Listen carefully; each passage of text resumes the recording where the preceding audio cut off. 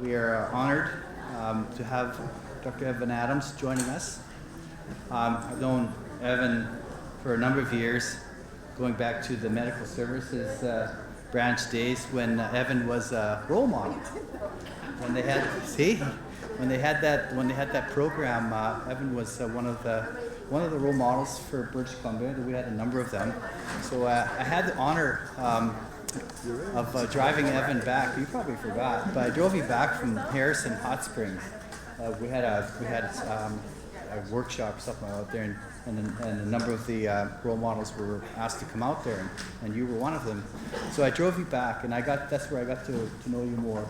But also, if you didn't know, I know Evan's sister, who was my cousin's bridesmaid. So from there, that was our common ground of how our connection. But so I just want to say thank you, Evan, once again for joining us. And we do still have a few people coming in and grabbing your seat. But we'll get started. And without further ado, Dr. Evan Adams.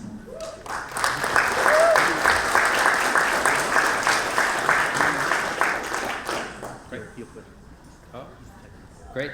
Thanks for the introduction. I thought you were going to say you were my sister's ex. I was going to bawl you out. She was too good for you anyway.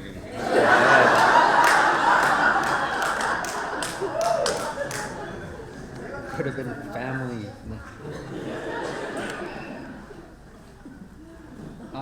I'm so happy to be here, and I was listening to the discussion earlier, and I thought, my gosh, how do I even add a little bit to your knowledge? I've never heard, honestly, such a sophisticated discussion amongst a group of people around this subject area.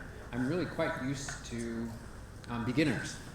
Part of the work of my office is to collect complaints and to actually hear from maybe citizens like yourselves who've had an experience where you have a question, was my perceived poor treatment racism? Was it racist in its origins? And so part of my work would have been to kind of ask around and say, well, what happened? And to introduce the idea of cultural competence as something that health professionals should be aspiring towards. Great, so the slideshow is up.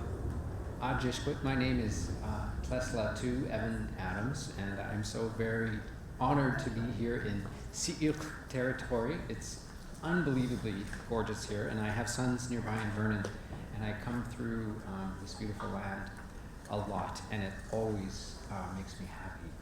So I'm very pleased to be a guest here once again. So today I wanted to talk just from my own perspective around two-eyed seeing. And two-eyed seeing, gosh, when I was talking to my family about being here, I was telling them that I wanted to talk about seeing things from at least two perspectives, that having 2 points of view, one from each eye, gives you 3D vision, that 1 + 1 = 3. And they're saying, oh, no one's going to believe you when you say 1 + 1 = 3. But I think for many of us, seeing the world from many different perspectives is quite intuitive. It really makes sense to us that there are many different ways of being. In fact, perhaps there are infinite humankind possibilities in ways of seeing. And so for many of us, we actually derive some pleasure from knowing that others can see things in a different way than we can. And for others, we want to be more monolithic. We want to believe that we're all the same and we see things in the same way.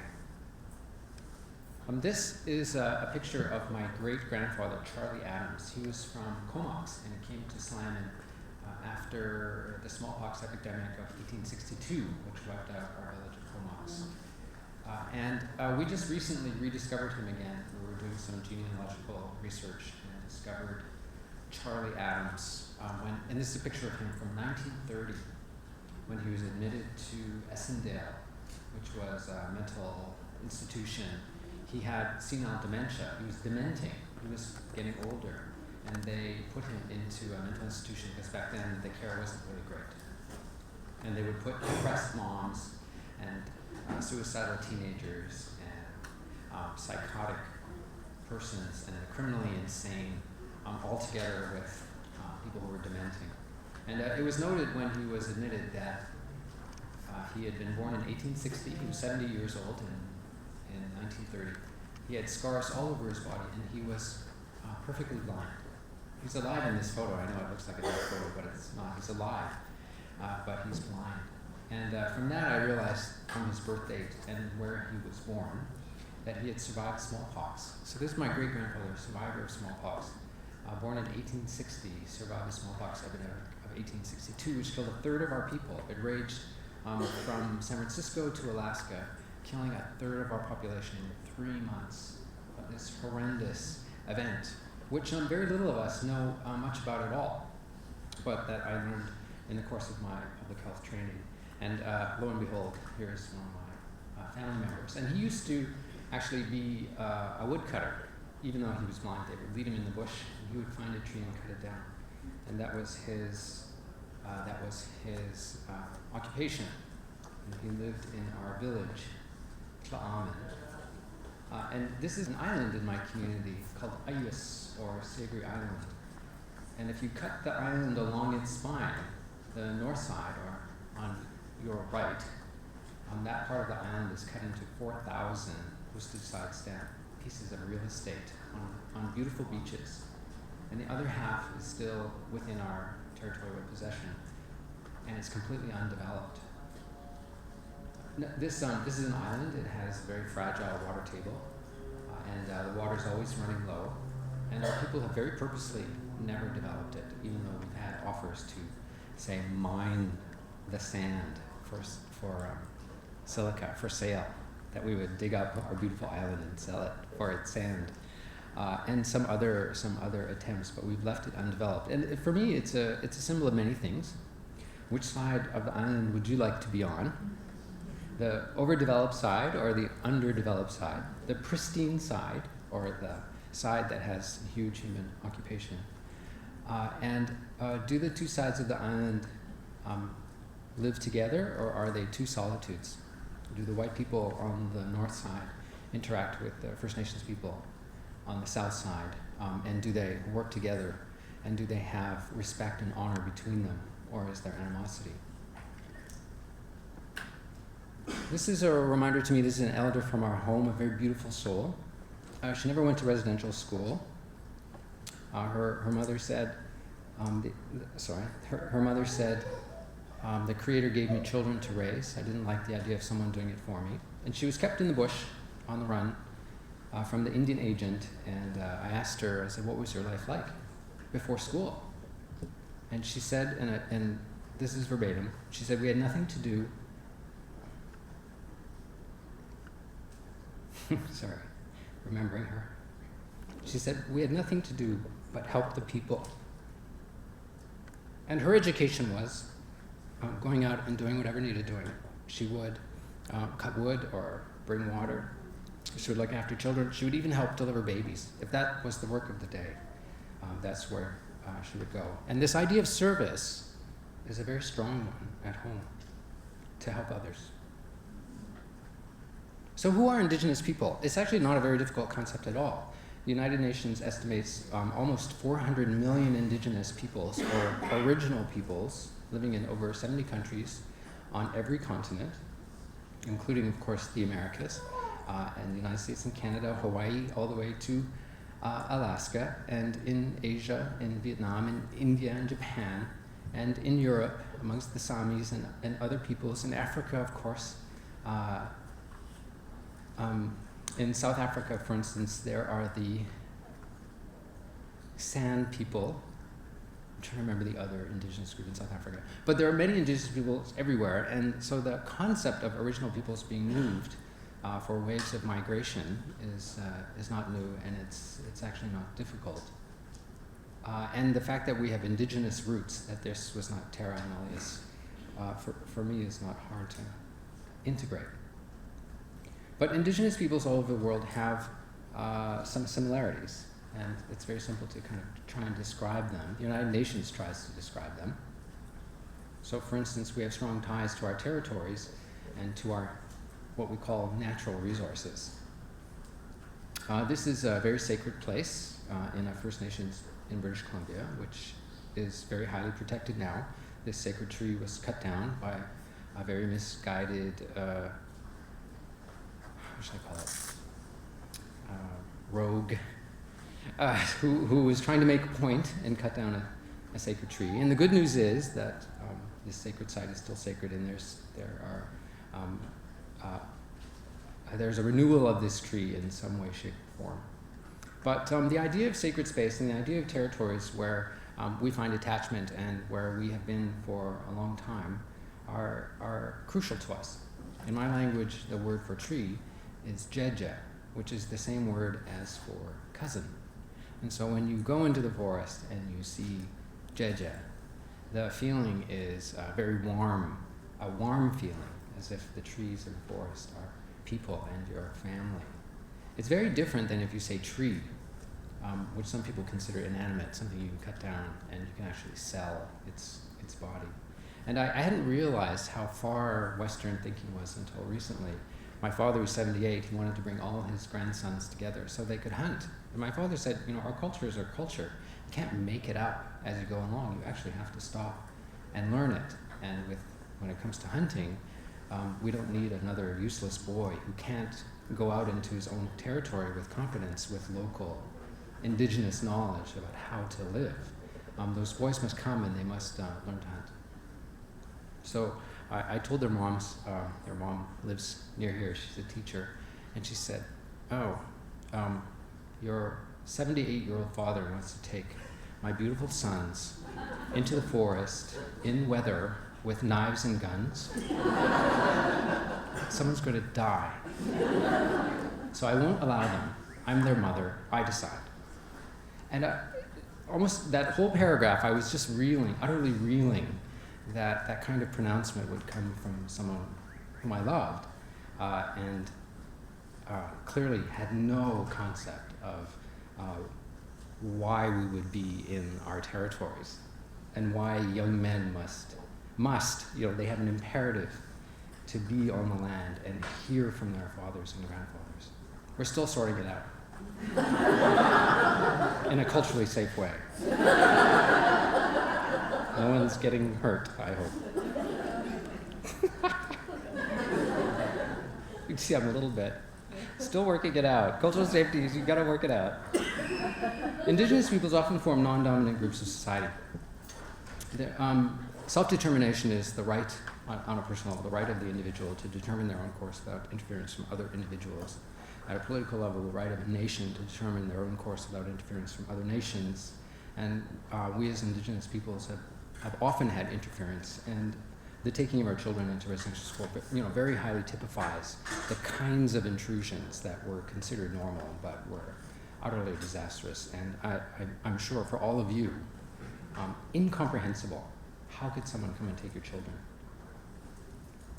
My parents, though, met in residential school. They fell in love, I think, and there are enough Aboriginal people here I can tell you about this. They were 12 and 16. My mom was 12, my dad was 16. They met, and they've been together now, over 60 years.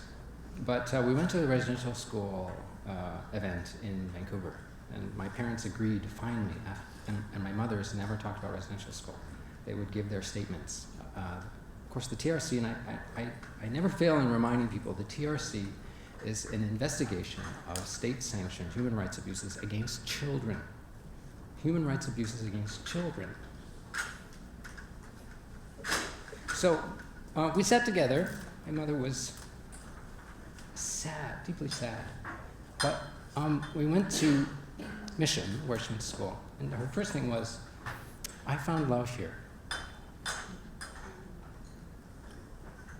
And when we sat and looked at the pictures, and she wanted to name all of these unnamed children in the TRC photo collection, she only had, the most wonderful things to say about those kids.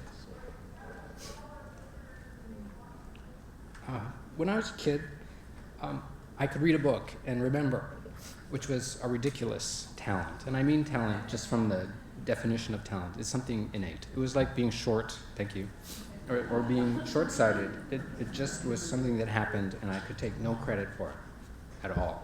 And thank you, my cousins, who were smart and kind and funny and athletic and beautiful, were greatly devalued because they couldn't read and remember. And I was overvalued for what I could do. But my dad said, you're someone who can do book learning, so when you get older, you'll go to school, and that will be, what you do for the people. And I said, oh, well, I didn't say okay, I just knew that's what I would do. And so I left this beautiful place where I grew up. It was beautiful, but it was also tough, in that my dad was very sure about how men should be, Aboriginal men, or First Nations men, or a Slamin man should be. In that I had to get up very early and set the net with him. I had to hunt and trudge the land, and I had to run, and I had to cold water swim. I had absolutely no choice. And he was very, he didn't have a soft hand, I'll put it that way. He raised me quite firmly about what his expectations were. And like I said, he said, you don't get to make it up. Like my oldest son likes to sleep until 3 in the afternoon. He likes to party on the weekends. He likes to play video games. Sometimes when our elders come to visit, I have to take things away from him and say, sit and listen. And if he doesn't listen, I want to hit him. So I was saying to my dad, I said, I don't know what to do. When I was a kid, no one would even dream of doing any of these things. What do I do? And he told me the story. He said, the eagle builds a nest and raises their young, and they bring them food. And if the little eagle won't fly, the eagle destroys the nest. And I thought, oh. And he said, or use water. Because it's so terrible. I guess if you splash a kid, it's not considered assault. Like if you hit them. Anyway, I started to tell you about when my parents met, and I just want to go back. So we were at the TRC, we were looking at pictures. A reporter from the Roman Catholic newspaper came by, and she said, oh, I hear you met in residential school. She was looking for a feel-good story about residential school. I heard you met in residential school. My dad said, yeah, she was 12, I was 16. And the reporter was looking at her with big eyes, and he said, but she was big. And then he said, she had big boobs. It was like she was 16 and I was 12. And I thought, okay, I can't make up my culture. It is what it is. My culture's not sexophobic. And I read the Catholic magazine after that to see if he would be quoted.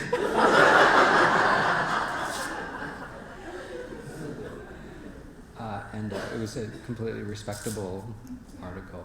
But I think their relationship is respectable. My gosh, they're old people now together, who's to say? And actually, in my culture, when a husband is very passionate about his wife, it's considered a high form of flattery. And so he was always very complimentary to my mother as we were growing up, as opposed to being degrading in his sexuality towards her. Gosh, why am I explaining my dad's relationship to you? That's not something I was expecting to do today. So, two-eyed seeing. You go into a forest and you see a birch, maple, pine, look underground, and all those trees are holding hands. We as people must do the same.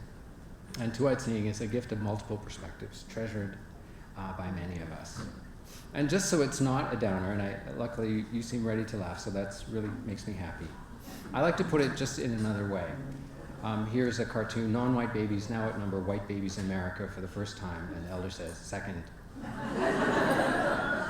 And sometimes when I'm interacting with health organizations, non-Aboriginal health organizations, they say to us, oh yeah, we have some Aboriginal people who come to our clinic, or we have some Aboriginal communities within our catchment area or on the edges of our catchment area.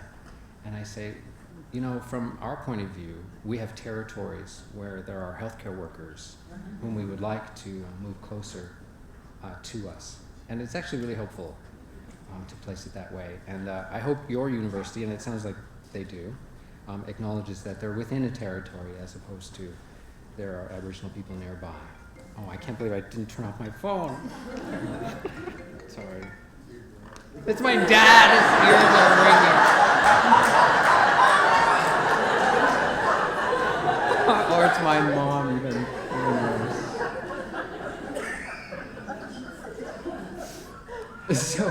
So I left home, and really my father thought nothing of taking me out of school so that we could be in our territory.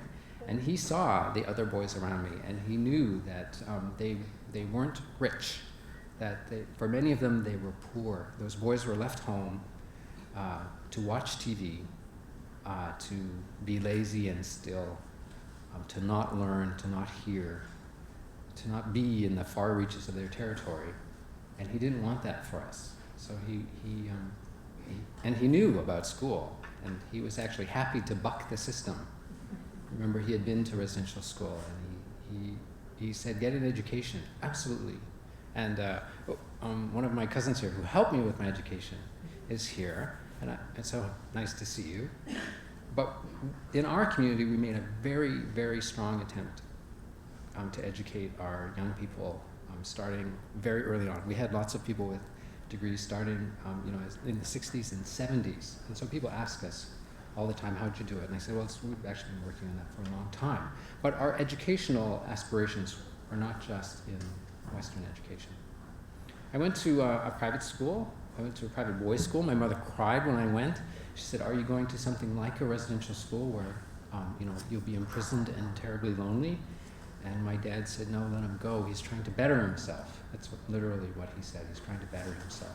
And in this school, we had a very good general education where sports and art and music were very highly valued. And this was a very, very good school. And this reminded me of home, because at home we consider it very important to be athletic and strong. And also we consider it very important to sing and to dance and to know our culture. And so when I went there, I was happy to do that. And then I switched over to St. Michael's University, from St. Michael's University School.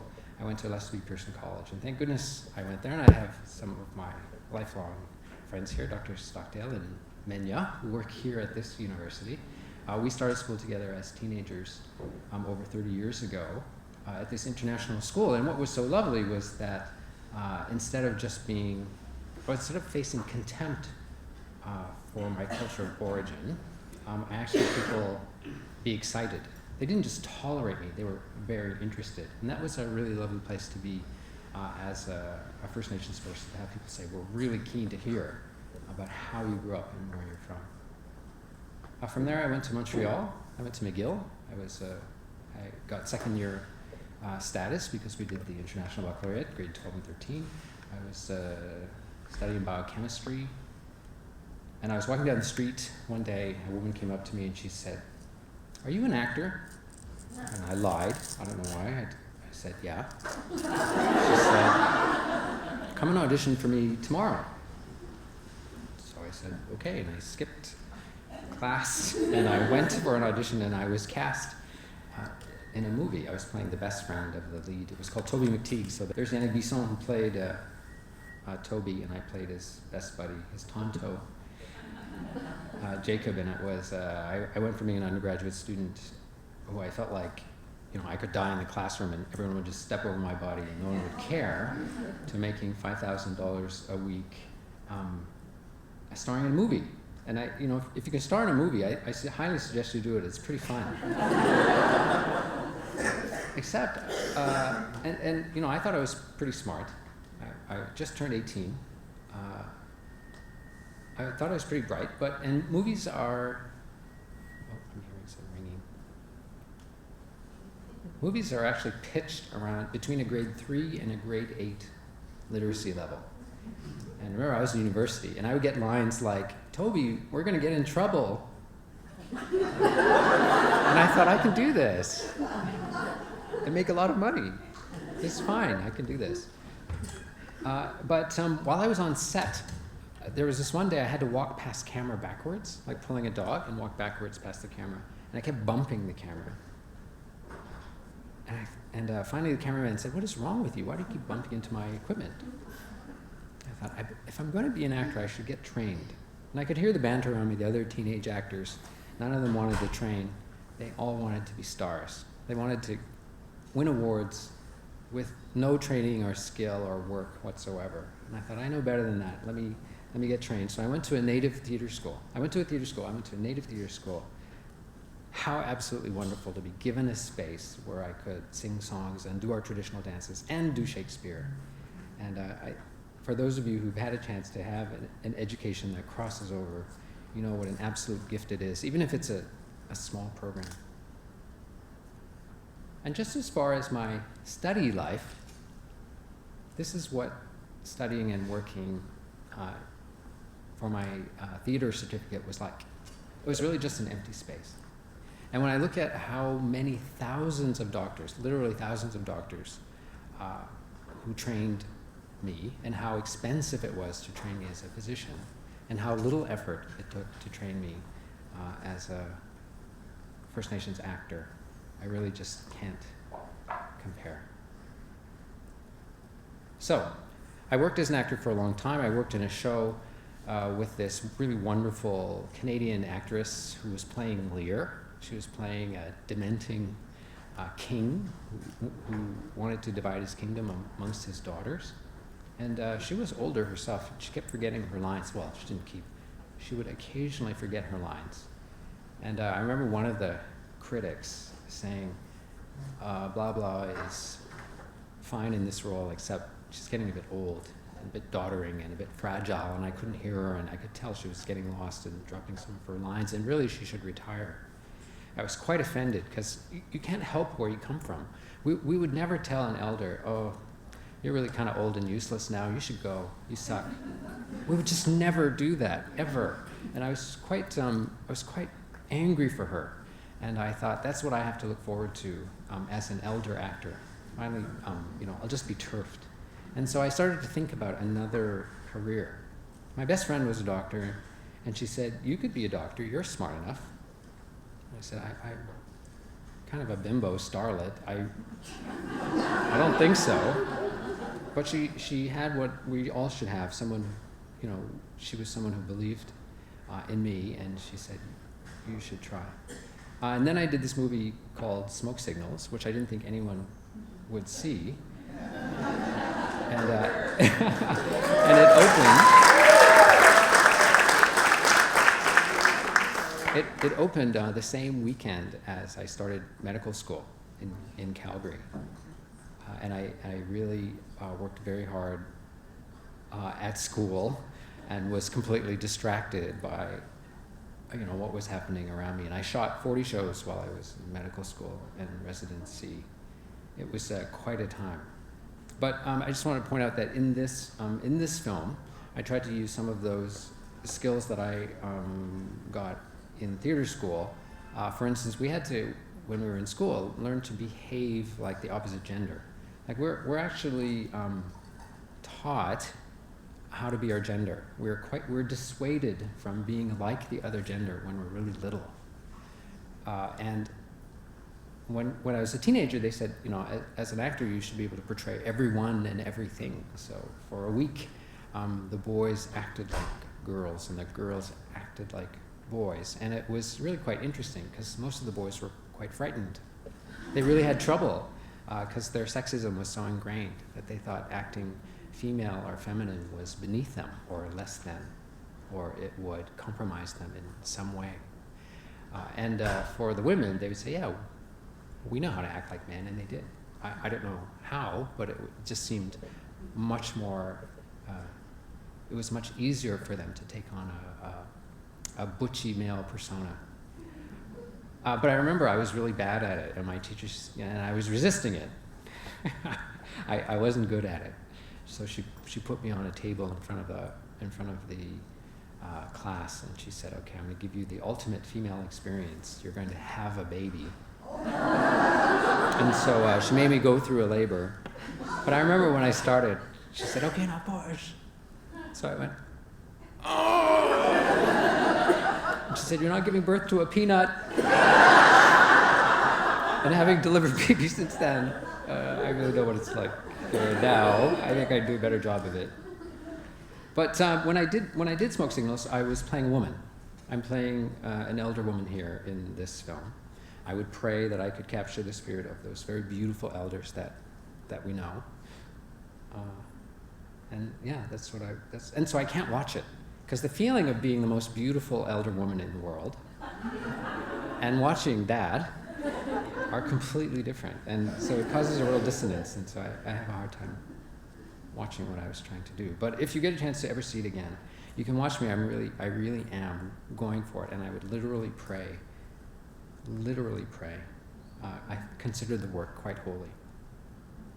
And then I went here to university, back to a campus within my own territory to try and learn. It was startling. It was very odd. I remember my father saying to me, "You can't read your book. You can't read a book your whole life. You're a young man. Well, why are you sitting and reading? It's craziness." And all I could think while I read a book for several years was, "This is craziness." So I went to medical school. I was eventually accepted. And a couple of things. I remember learning to do a breast exam. They give you a fake plastic breast, like the one in this picture, and they have you examine it. All you're doing is you're palpating. You're just kind of rubbing to feel for masses. And when I started medical school, I was an actor. I was a lay person. I had no knowledge whatsoever. They gave me a fake breast. I started playing with it, gave it a little voice. And I remember the surgeon who was teaching that day came in and she said, yeah, laugh all you want, but if you miss a lump and your patient dies, you have to sleep at night. It was the most phenomenally sobering moment, transformational moment, to think, I'm in charge of cancer. Before I used to be in charge of my hair, and now I'm in charge of cancer. But that sobering feeling of being in charge, it never goes away.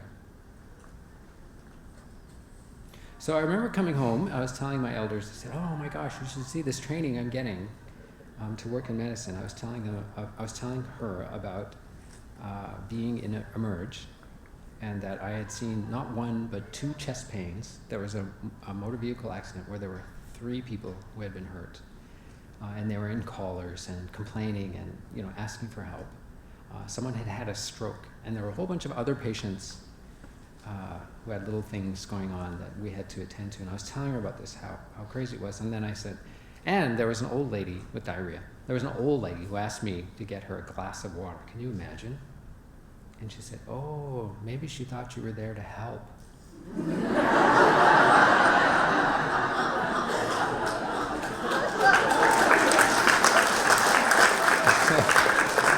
So I remember that because very often our workers, our healthcare workers, and maybe your workers, our workers stoop to help. They stoop to help as opposed to helping because it's very human. Part of my job as the Deputy Provincial Health Officer was to monitor the health of First Nations and Aboriginal people. And this is one of our reports. It's getting a bit dated now, but one of the good things is the First Nations Health Authority, where I currently work, wants to take over those responsibilities of reporting on the health of First Nations, which is quite wonderful. It's difficult, but it's great that we're trying. And I just want to show you this one single health indicator. It's HIV-related mortality from 1993 to 2006. So HIV-related mortality over the years, going from left to right. You can see one has a trend line going up, so increasing HIV-related mortality, and one has a trend line going down, or decreasing HIV-related mortality over time. And you can see from the actual points, those are actual numbers of deaths, that on the lower line, around 1997, HIV-related deaths dropped for one group and flatlined. And for the other group, it's still going up and up and up. Well, First Nations persons with HIV are the top line, and other residents of BC with HIV are the bottom line. So around 1997, with the introduction of highly active antiretroviral therapy, non-Aboriginal people in British Columbia had a very low death rate. And for them, HIV became a chronic disease that whereby people could live seemingly as long as anyone else with a chronic disease. But for First Nations people with HIV, they were dying faster and seemingly more often as a group than others. So how did that happen? In the presence of the greatest care in the world, a magic pill or a magic bullet that could change this fatal illness into a chronic disease, these things weren't reaching First Nations and Aboriginal mouths. So what were the obstacles then? And this does relate, of course, to cultural safety. So what are the obstacles to better care or to better health? And the first one that people always come up with is geographic isolation. Could people actually reach the clinic? Could they reach where the magic pills were? You know, did they live in the north? Did they have good physical access? And then there are others, and we do need to identify them so we can knock them out of the way. Social isolation. People would think that place is not for me. I can't go there. I'll have a colonizing experience of being debased and disrespected, and I'll come away feeling worse than when I went in. Or a lack of confidence in the system or in the personnel, that maybe someone has said something outrageous to them. Like when I went to the hospital once, I cut my finger, and I was giving my admission information, and she said, "Oh, you're Aboriginal or you're First Nations. You guys get everything for free, right?" And it's not the first time I've ever heard that. And I'm luckily always glad to be, or I'm armed and ready to go. And I said, "Yeah, there was a man like just at my house this morning. He had 5 houses. I took them all." And she looked at me like I was crazy. And I, reflected that, and I looked at her like she was crazy. And I thought, well, maybe she won't say that again next time. She realizes that, garbage in, garbage out. Or maybe it's a lack of confidence in system personnel, previous experiences with an institution, compelling distractions like housing, poverty, incarceration, or trying to get your children back, mental illness, substance misuse. The social determinants of health literacy or health knowledge. I was part of a study. I was a part of a group of thousands of gay men in Vancouver who were being studied to see which of us would get HIV over time. And what they discovered, which they've discovered in many thousands of studies similar to it, is that people, in this case gay men, who were poorer and had fewer options, who worked less, had more unsafe housing, got HIV faster. That they didn't have the luxury of choosing safety compared to men, gay men, who were more highly educated, had better jobs, and a better income. So I found that really interesting. And of course, health literacy or health knowledge arms you and protects you. Issues of privacy, historical institutional neglect, stigmatization, microaggression. I think, have you talked about microaggressions today? Microaggression is just when someone says these small weird things to you, like you guys get everything for free. Or I went out once, I think Leslie Varley won't mind me telling this story. Leslie Varley is one of the Aboriginal health leads in the Health Authority. We went for coffee. We went to Tim Hortons. And the young server was all smiles to the young white woman in front of us. And then she saw us, who were identifiably First Nations. And she went, "Can I help you?" And Leslie Barley said, "What's wrong? Did we do something?" And she said, "What are you talking about?" I said, "Oh, you were just so friendly with her, and then to us, you're like acting like this." And so she found a way to counter the microaggression that was, put up in front of her. And that was really very cool to watch, because I learned from that. So now I don't take guff when people are surly towards me. And I don't know if it was racist or not, but, reflecting back, workers, so that they become more thoughtful workers, is part of my work. Honestly, it is. So caregiver ignorance of cultural and historical differences. I worked in the downtown east side, and up until I started working there, we didn't screen First Nations people living in the downtown east side for attendance to a residential school. And so once we started to ask them, have you been to residential school? We found that a third of our First Nations clients had been to residential school, and that was probably a pretty important thing to know about them if we were dealing with their mental health and addictions. And of course, racism. Racism. Like I said before, my office collects complaints. We had a very simple complaint. Someone said that they had taken their mother to Emerge. They had been misdiagnosed. Their mother had been misdiagnosed and sent home. She wasn't well. They returned the next day, diagnosed her with pneumonia, and she very quickly passed away. And in the midst of that encounter, one of the nurses said, "This patient is really complaining." And the daughter said, "Not only do I have to mourn the loss of my mother and deal with the gall of feeling like I hadn't been served well because she wasn't diagnosed on the first visit, but I hear this nurse's voice being so rude to me. And I have to say, was she being rude? I don't know, I wasn't there, so you must tell me." So that's a very common issue. And so I brought this to the chief of staff at the hospital. I said, "I've had this complaint. What do you think happened?" And she said, "That never happened." And I thought, you didn't even speak to the nurse who was named in the complaint. Like, you haven't done anything. You're just reacting to the story and saying, that never happened. She said, "Yeah, it never happened. There's no racism in my department." And I really got angry. I was so mad.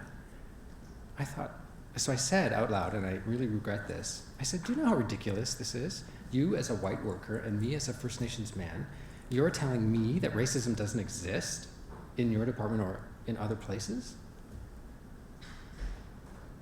And then I felt really bad, and we had to kind of stop the meeting. Well, I stopped leading the meeting, let someone else take the lead in the meeting, and I had to kind of sit and reflect.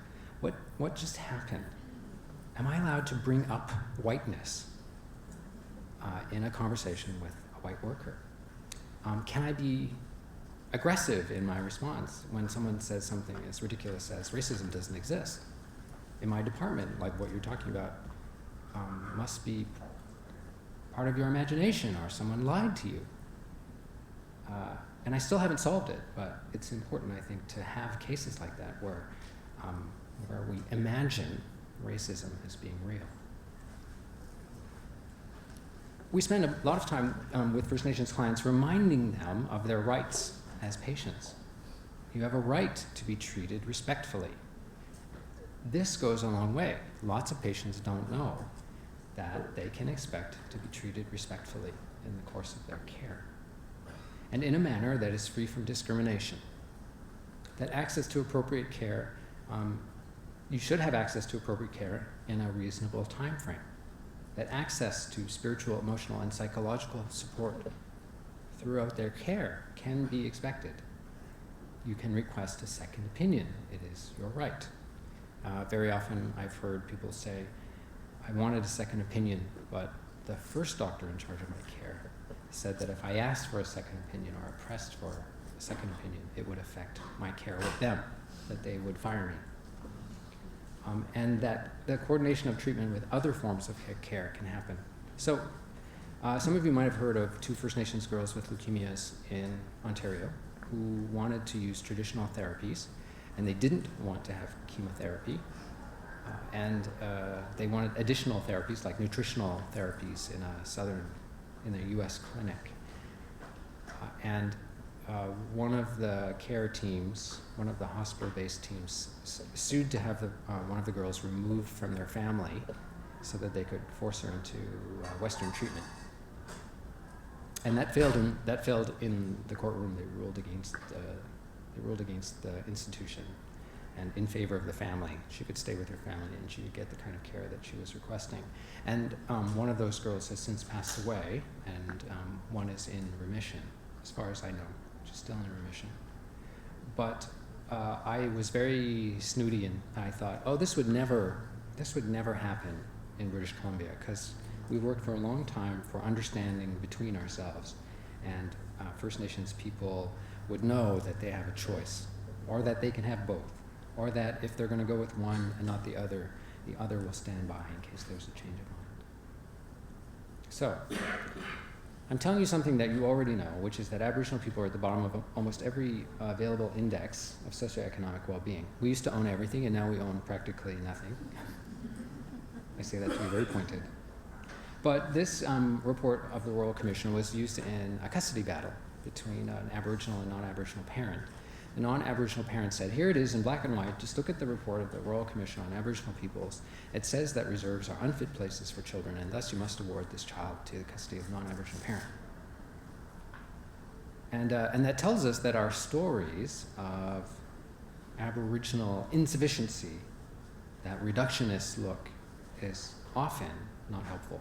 And so it's why today I've insisted on telling you about the humanity of our peoples and my love of them, instead of saying, I'm here because Aboriginal people need a lot of help. And thus, again, the humanity of us is an important part of cultural safety.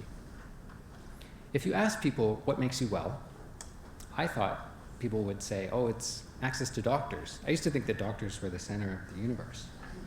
But if you ask people what makes them well, they will answer things like beauty or love or opportunity, work, respect, fairness, safety, art, knowledge, recreation, certainty.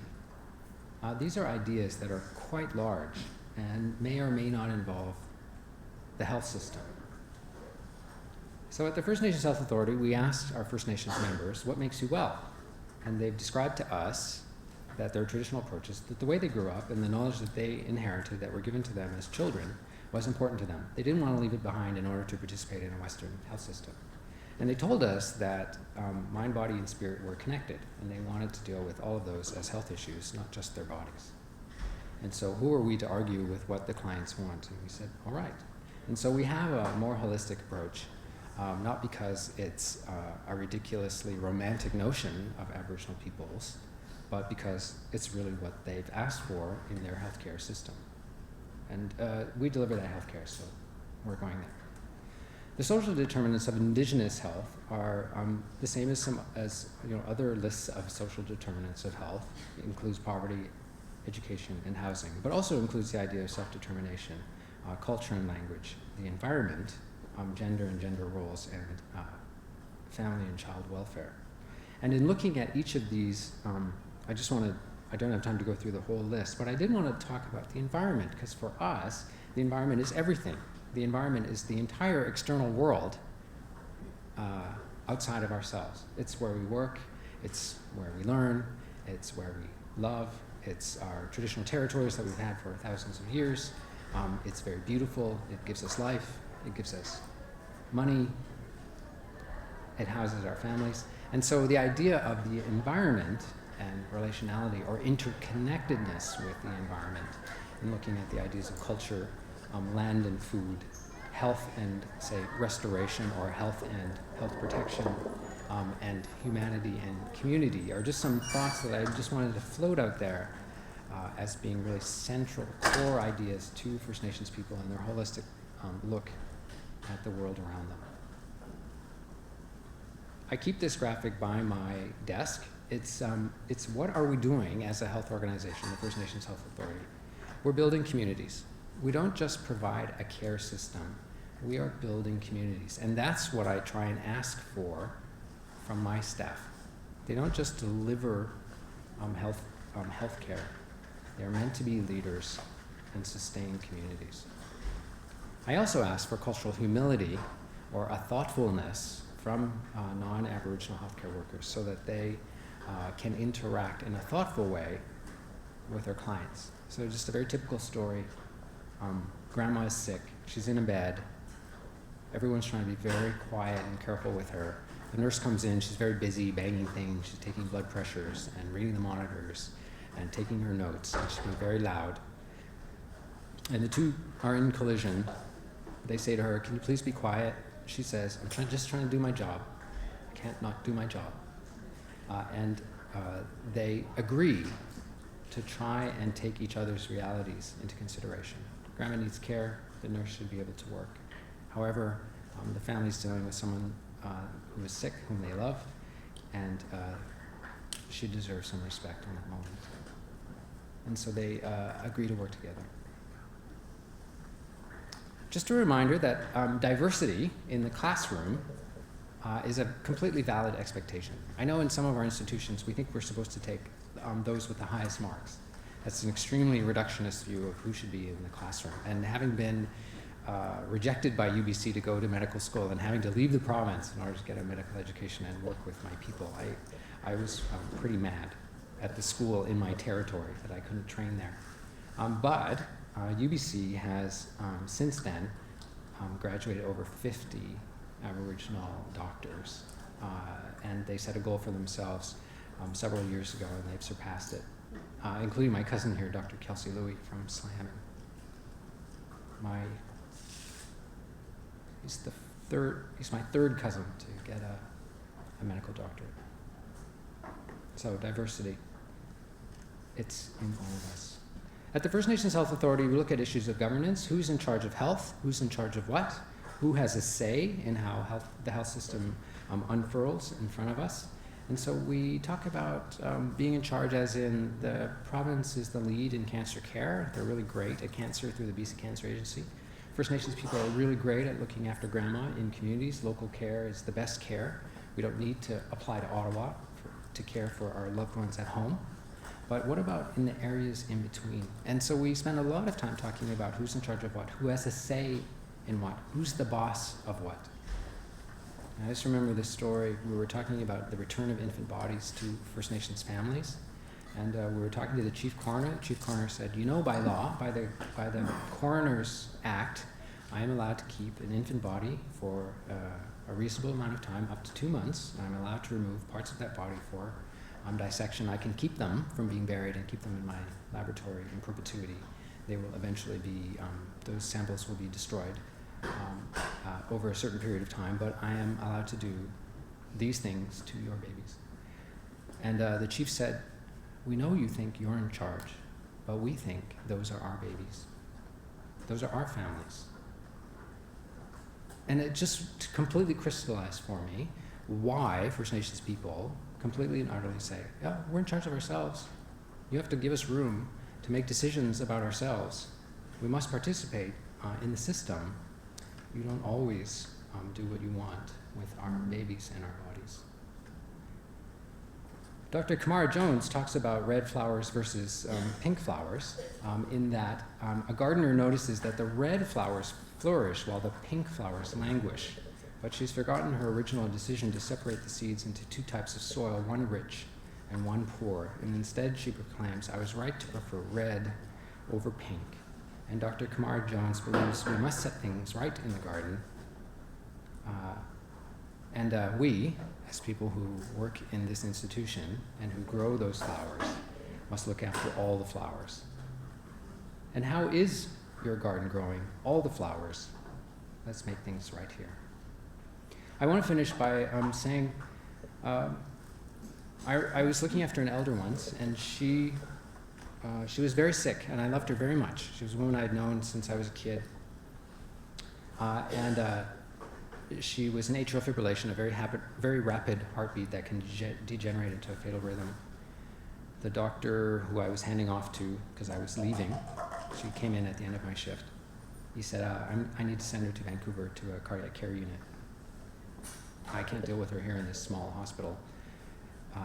And she said, no, I'm in my 80s. I've always lived here. I'm going to die here. Don't send me to Vancouver to die by myself. And he said, I can't do anything for you. I don't even have a heart monitor.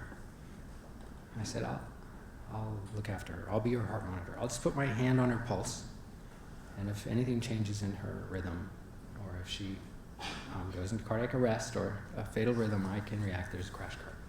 So I sat with her all night. I missed my sister's graduation from university. She was very mad at me for missing something again. And at 7 in the morning, the next morning, this elder's rhythm just spontaneously converted to a normal rhythm, and she was fine. And the son came up to me a few months later. He said, "Do you remember that night? Do you remember you saved my mother?" I said, "Oh, please don't say that. I didn't do anything. Really, it's embarrassing. She got better by herself." He said, No. You saved her. She